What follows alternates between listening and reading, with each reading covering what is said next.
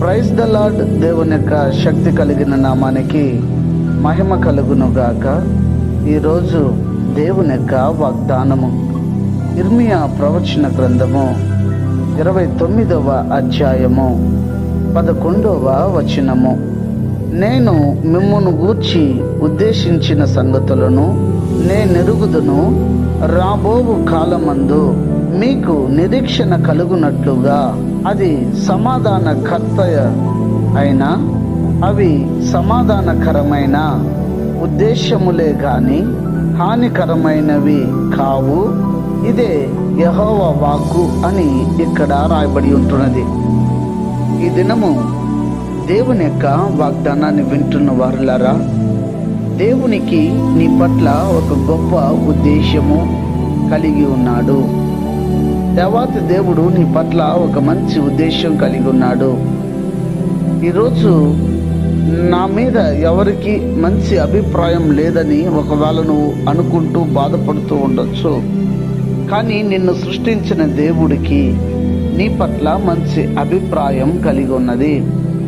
నీవు మంచి అభిప్రాయం దేవుని హృదయంలో నీ పట్ల కలిగి ఉన్నాడు.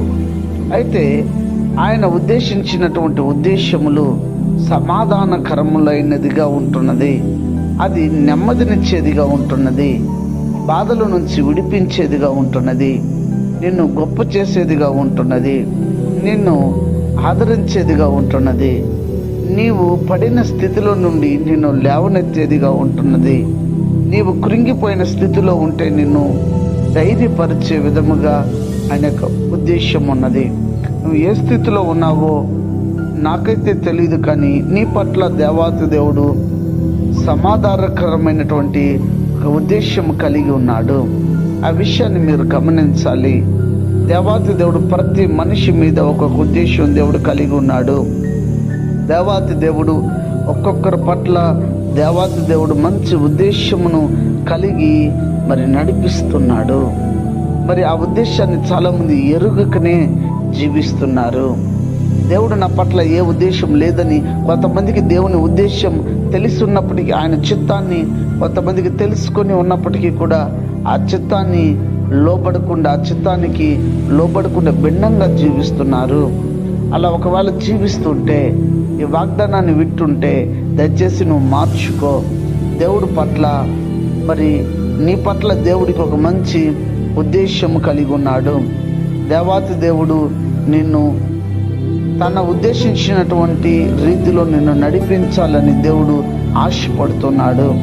ఆశపడుతున్నటువంటి దేవునికి నీ జీవితాన్ని నువ్వు గనుక సమర్పించగలిగితే ఆ దేవాతి దేవుడు నిన్ను చక్కగా నడిపిస్తాడు. గమనించి నీ జీవితాన్ని ఆయనకి అర్పిస్తావా? ఆయన చేతిలో పెడతావా? ప్రార్థన. ప్రేమ స్వరూపి శ్రేష్టమగు నామమునకై స్తోత్రము నాయన. ఈ దినము మీ సముఖంలో మేము ప్రార్థన చేస్తున్నాం.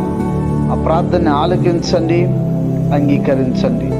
ఇన్ని రోజులు నీ ఉద్దేశం ఏంటో తెలియక మేము జీవించాం. తెలుసుకొని జీవించే జీవితం మాకు మీరు అనుగ్రహించండి. ఈ దినము వాక్యం ద్వారా మీరు మాతో మాట్లాడారు, అందులకై స్తోత్రం. ఈ మాటను బట్టి మేము మా పట్ల మీకు ఎంత ప్రేమ అపారమైన కృప ఉన్నదో మేము గుర్తించున్నాం, ఎరిగున్నాము స్వామి. దయతో మమ్మల్ని క్షమించండి దేవా అని ఎవరైతే ఇలా ప్రార్థన చేస్తున్నారో వారి ప్రార్థన ఆలకించండి. అనారోగ్యం చేత ఉన్న వారికి ఆరోగ్యం ఇవ్వండి. ఆర్థిక ఇబ్బందులు ఉన్న వారికి విడుదలను దయచేయండి.